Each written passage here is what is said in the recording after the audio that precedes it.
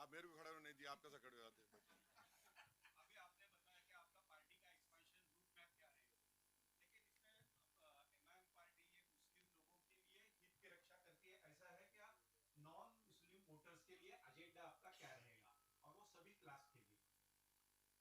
देखिए, कोई भी पॉलिटिकल पार्टी जो रजिस्टर होती है इलेक्शन कमीशन ऑफ इंडिया में, आप ये बोल के रजिस्टर करते हैं कि आप भारत के संविधान पे आपको भरोसा है, तो यकीनन हमारा बोलना यह है कि जो मार्जिनलाइज सेक्शन है और उनके मार्जिनलाइजेशन का एक एम्पिरिकल डेटा है, चाहे वो लास्ट सेंसस हो, एनएसएसओ के स्टडीज हो, तो हमारा बोलना यह है कि इन मार्जिनलाइज सेक्शंस को हमको ऊपर उठाना है, उनका सोशल प्रोग्रेस होना है।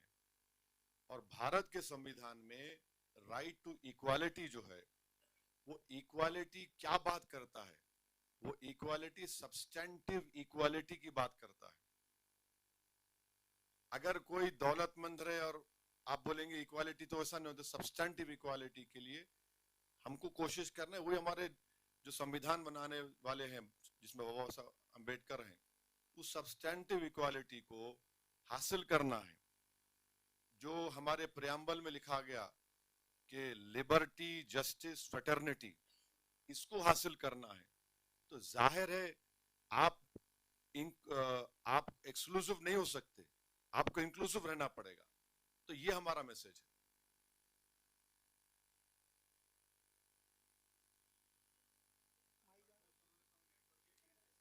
Yes sir. आपको खुद को क्या लगता है, बहुत साल से आप मुस्लिम कम्युनिटी को रिप्रेजेंट कर रहे हो, पॉसिबली ज्यादा इशू जो है रेस कर रहे हो मुस्लिम कम्युनिटी के बारे में, आपको क्या लगता है इंट्रोस्पेक्ट करने के बाद मुस्लिम कम्युनिटी की तरफ से जरूरत है? आप फिर से बोला, आवाज कट गया। प्रोग्रेसिव चेंजेस जो है, कैन यू हियर मी? हाँ, मुस्लिम आप इंट्रोस्पेक्ट जब करते हो as a Muslim leader, what do you think, कौन से प्रोग्रेसिव चेंजेस मुस्लिम कम्युनिटी में लाने बहुत ज्यादा जरूरी है, जिसके वजह से वो कुछ सोशल प्रॉब्लम्स फेस कर रही है? आप गवर्नमेंट पॉलिसीज के डिस्क्रिमिनेशन के बारे में कंटिन्यूअसली बोलते आ रहे हो, but as a social movement Muslim community में कई सारी चीजें हैं, जिसको से लेके एजुकेशन कम लेना या फिर बच्चों के बारे में बहुत सारी चीजें हैं। एज अ पार्टी और as a leader, Muslim leader कभी नहीं वो प्रोग्रेसिव स्टैंड लेते हैं, जिसकी वजह से कई सारी प्रॉब्लम्स फेस करनी पड़ती है मुस्लिम कम्युनिटी। देखिए, एक प्रोग्रेसिव स्टेप मुसलमान ये ले सकते कि वो अपने दिल दिमाग से इस बात को निकाल दीजिए कि आप जिसको सेकुलर समझ के वोट दे रहे, वो इक्वली कम्युनल है बीजेपी की तरह। एक प्रोग्रेसिव स्टेप होगा ये। दूसरा ये है कि मुस्लिम समाज में यकीनन एक चर्निंग है, और वो चर्निंग क्या है, वो एक तब्दीली क्या है कि वो जब दूसरे कम्युनिटीज के प्रोग्रेस को देखते, उनको भी ये ख्याल आता कि भाई मैं क्यों प्रोग्रेस नहीं कर रहा हूं, मैं भी तो इंसान हूं। तो यकीनन उनकी टॉप प्रायोरिटी यह है एजुकेशन, अपने बच्चों के लिए, खास तौर से बच्चियों के महिला एजुकेशन के लिए, ये कम्युनिटी में है। तीसरा यह है कि हर सोसाइटी में, हर रिलीजन में सोशल ईवल्स रहते हैं। अब आप पॉपुलेशन का बोल रहे, शायद आप नहीं पढ़े होंगे, नेशनल फैमिली हेल्थ सर्वे जो लेटेस्ट आया है, वो सबसे ज्यादा with in the religious communities जो टीएफआर रेट गिरा है, वो मुस्लिम कम्युनिटी का गिरा है। मगर फिर भी हमारे हिंदू भाई बहनों के टीएफआर रेट से कम है, मगर ज्यादा गिरा है। और एक्सपर्ट्स ये बोल चुके हैं पॉपुलेशन का कि 21 में मुस्लिम, अगर शायद नंबर्स ऊपर नीचे होंगे, मुस्लिम पॉपुलेशन स्टेबलाइज हो जाएगा। और कभी भी मुसलमान इस देश में हिंदू पॉपुलेशन से आगे नहीं हो सकेगा। It will stabilize at may be 20-21%। Hindu population stabilize होगा 2071 में। ये एक चीज है। तो यकीनन एक सोसाइटी जो प्रोग्रेस करना चाह रही है, वो क्यों नहीं चाहेगी डेवलपमेंट? वो क्यों नहीं चाहेगी कि भाई हमारे बच्चे पढ़े, गुर्बत से निकले और डिग्निटी होनी चाहिए हमको? ये सब चीजें हैं। इशू क्या है कि एक नैरेटिव बना दिया गया कि नहीं, सिर्फ मुस्लिम बच्चे और बच्चियां मदरसे को जाते।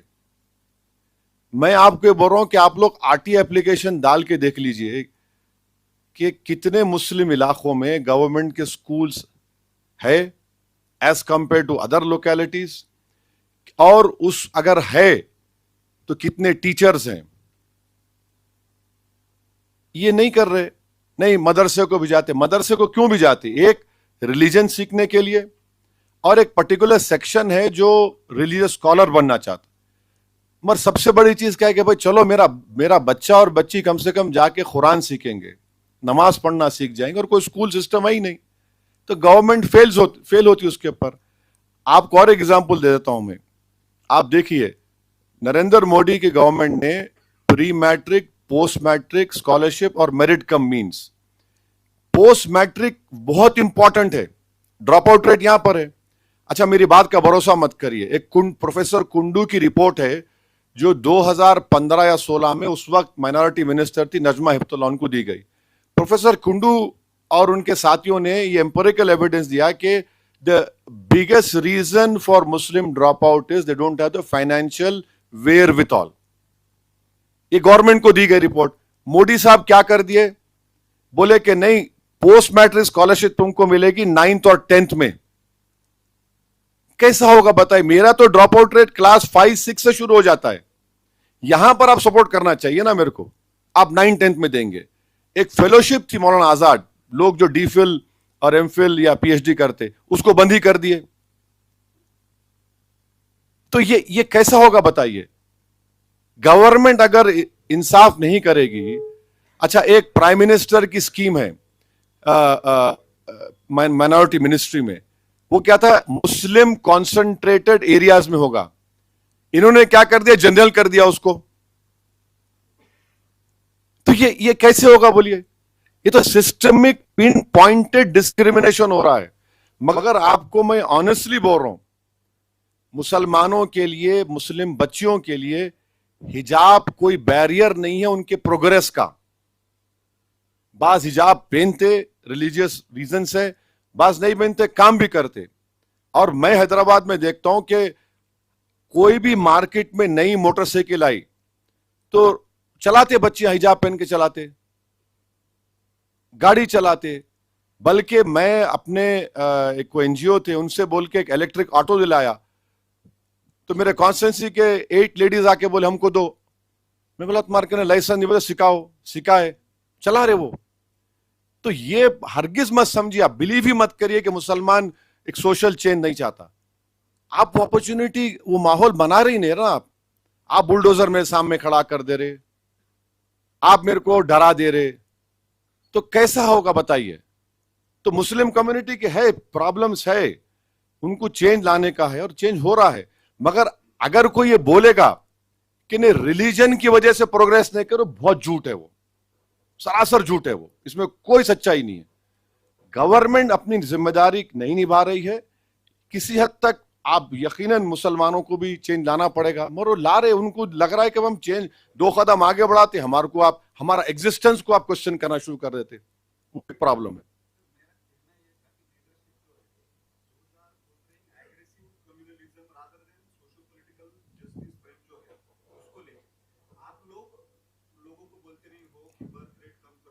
नहीं, बर्थ रेट मेरे दोस्त, आप सुनिए सुनिए सुनिए, बर्थ रेट का अगर आप बोलेंगे, मैं बोल रहा हूं आपको टीएफआर रेट गवर्नमेंट का है, मेरा नहीं है ना।